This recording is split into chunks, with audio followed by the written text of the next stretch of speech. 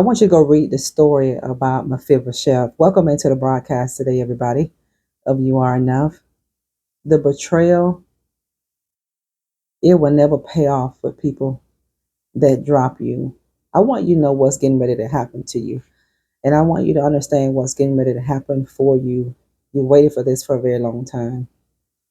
You know, when you believe that you've been forsaken and nobody's going to be there to pick you up, anytime you get discouraged, I want you to go and read the story of Mephibosheth and how his nurse, out of fear, running for their lives, how she tripped and she dropped Mephibosheth, leaving him crippled.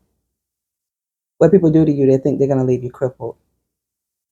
You're going to go from shame to honor. Hear me today. You are going to go from shame to honor. You're going to go from poverty to prosperity. You're going to literally go from being dropped to being carried all the way to the king's palace. This is where you're going. Out of everything you've been through, you're going from the pit to the palace. You're going from a place of being crippled.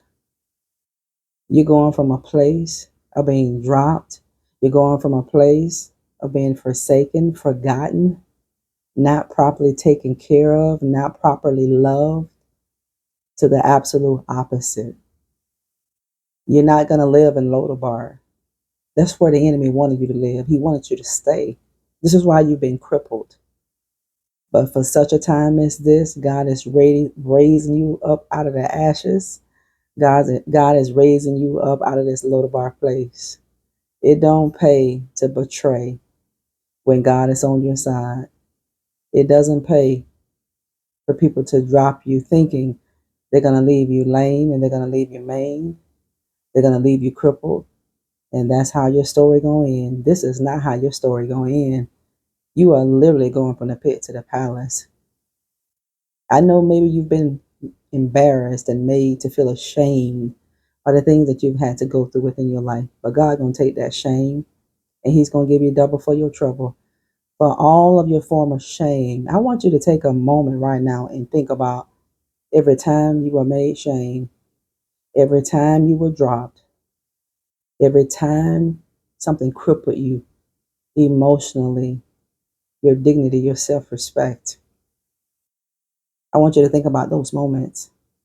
And I want you to understand that God was setting you up for a place in Canaan where you will live, where there is an abundance of all things. God always has somebody looking for you. God will always have somebody to pick you up. Doesn't matter who dropped you. Doesn't matter how long you've been dropped. God has somebody that's going to pick you up, and they're going to be willing to pick you up too. Somebody's going to be willing to carry you into the king's palace. You've been sitting in a low place. God said, I have somebody that's going to actually walk into your life and pick you up and lift you up out of that Lodabar place. They're going to lift you up out of the ashes, and you're going to get your bounce back. You're going to get your spunk back. You're going to get that courage back. You're going to get that will to live again. You're going to feel good about who you are. Can you imagine how Mephibosheth felt? He was a child, and his nurse dropped him. So apparently, she didn't do what was needed to be done to make sure that he would not be crippled the rest of his life. We're not putting the blame of anything on anybody, but we want you to understand the moral of that story and what you can take from it if you've been dropped, if you've been forsaken, if you've been left for dead. God has somebody that's coming to pick you up. God has somebody to help you to get to the place. Mephibosheth was picked up and he was carried to the king's palace. And that's where he sat. He sat with the king. People will forget, but God has somebody to remember. People forgot, but God said, I got somebody to remember. You're going to go from shame. You're going to go from a place of shame to a place of honor. You're going to get the honor that you deserve. You're going to get it. You're going to go from a place of poverty, and you're going to get to a place where there's an abundance of all things in your life. You're going to go to a place of prosperity in all areas of your life. You're going to go from a place of being crippled, of being broken, to being healed, to being delivered, and to be made whole. This is how your story going to end. Where you are, this is not where you're going to stay. You're just passing through. So this is just another chapter in your story, but this is not how your story going to end. This is not how your story going to end.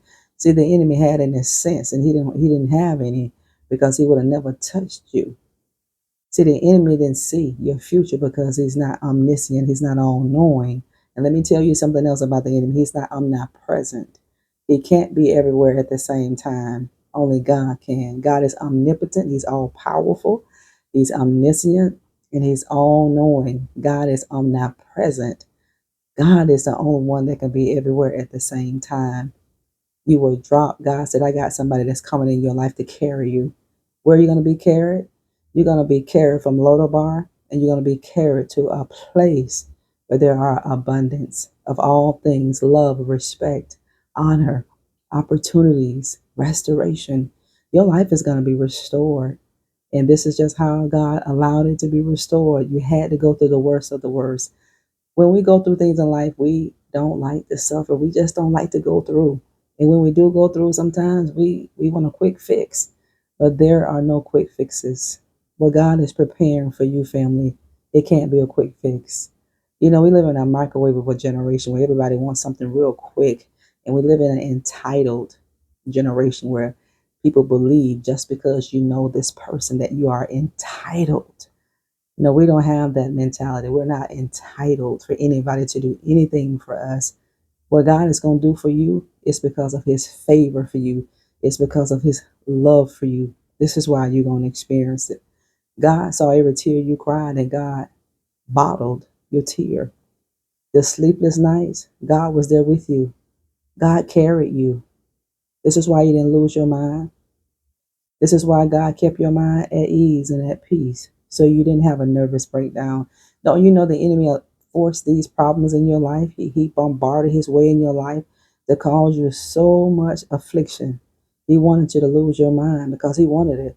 The devil wanted your mind. The devil wanted your peace. Don't give the devil your mind, and don't give him your peace. You go back into the enemy's camp and you take back everything that he stole from you. When people betray you, they're learning that it wasn't a good idea. When they drop you, they're learning right now that it wasn't a good idea to drop you. When they forsook you, they're learning that it wasn't a good idea to forsake you. Because where your story is ending, they didn't see that part. God don't let people see your ending. He don't let them see it. Because if people saw your ending, you would never know who people really are. See, this is why God allows you to struggle, and he let other people witness your struggle. He's going to get the glory out of it for one. But he wants people to have an opportunity to do the right thing by you or not. And this is where people's regret are going to come in when they see how your story go in. They judge you for where you were. But God hid it. He hid every bit of it, family. For your shame, God said, I'm going to give you some honor. God said, I'm going to give you double for your trouble. All of that good stuff. You're going to get it in the latter days. Your latter days of your life will be greater than your former days. There will be nothing missing, lacking, or broken in your life. You got to go through some things in life to get to where you desire to be in your life. Go through. Don't be afraid to go through. Don't be afraid to struggle. Don't be afraid for people to walk away. Don't be afraid to go through hardships.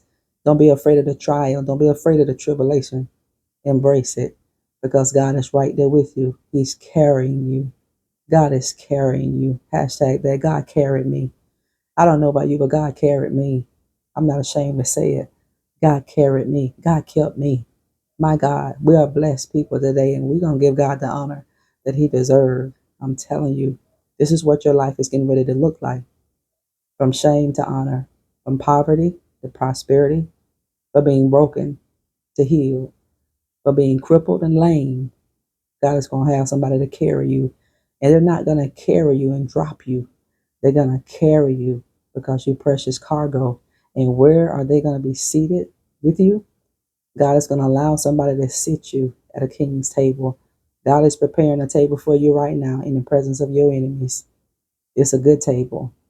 There's a lot of delicacies on your table that God is preparing you for. You're a testimony. This is why you've gone through so many tests, because I'm telling you, you are a testimony, and you're going to give somebody a reason to hope. Don't be afraid of the trial. Don't be afraid of the struggle.